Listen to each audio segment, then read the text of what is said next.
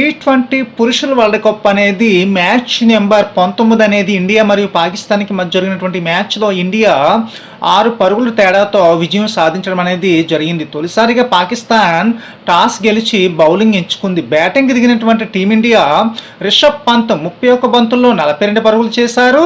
అదేవిధంగా అక్షర్ పటేల్ వచ్చేసరికి 18 బంతుల్లో 20 పరుగులు చేశారు. 19 ఓవర్లకే 119 పరుగులకే ఆలౌట్ అయ్యారు టీమిండియా అనమాట. ఇక పాకిస్తాన్ బౌలింగ్ విషయానికి వచ్చేసరికి నసీం షా 4 ఓవర్లు వేసి 21 పరుగు ఇచ్చి 3 వికెట్లు తీసుకోవడం జరిగింది. అదేవిధంగా హరీష్ వచ్చేసరికి 3 ఓవర్లు వేసి 21 పరుగు ఇచ్చి 3 వికెట్లు తీసుకోవడం జరిగింది. తర్వాత పాకిస్తాన్ బ్యాటింగ్కి దిగి మహమ్మద్ రిజ్వాన్ 44 బంతుల్లో 31 పరుగు చేశారు. అదేవిధంగా హిమాద్ వషీం వచ్చేసరికి 23 బంతుల్లో 15 పరుగులు మాత్రమే చేశారు. 20 ఓవర్లు ముగిసే టైంకి 7 వికెట్ల నష్టానికి 113 పరుగులు మాత్రమే చేసి మ్యాచ్ ఓడిపోవడం జరిగింది పాకిస్తాన్. ఇక టీమిండియా బౌలింగ్ విషయానికి వచ్చేసరికి బుమ్రా 4 ఓవర్లు వేసి 14 పరుగులు ఇచ్చి 3 వికెట్లు తీసుకోవడం జరిగింది.